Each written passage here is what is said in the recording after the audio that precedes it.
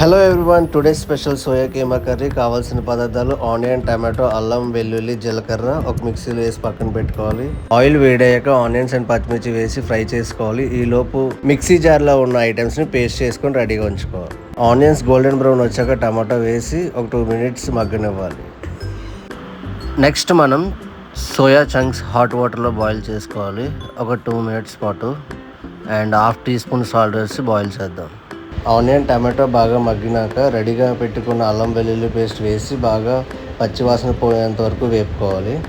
Tomato and onions cook అయ్యాక 1 tablespoon కారం, 1 tablespoon coriander powder వేసి ఒక 2 minutes పాటు కుక్ చేసుకుందాం.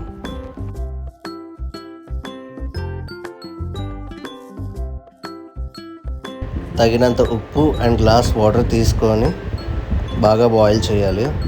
ఇప్పుడు మనం ఏవైతే సోయా చంక్స్ హాట్ వాటర్లో బాయిల్ చేసామో అవి సోయా చంక్స్ గట్టిగా పిండుకొని మనం మిక్సీ జార్లో తీసుకోవాలి.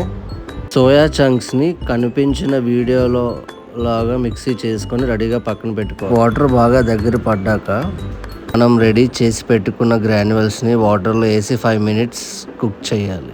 కర్రీ కొంచెం దగ్గర పడ్డాక సాల్ట్ చూసుకొని, సాల్ట్ సరిపోకపోతే తగినంత సాల్ట్ వేసుకొని ఒక 2 minutes కుక్ చేయాలి. కర్రీ అయిపోతుందనే సమయంలో కొత్తిమీర వేసుకొని ఒక 1 minute కుక్ చేసుకొని స్టవ్ ఆఫ్ చేసుకోవాలి. ఎంతో రుచికరమైన సోయా కీమా రెడీ. మా వీడియో కానీ మీకు నచ్చినట్టయితే please like, share, comment and subscribe to Sunstra vibes.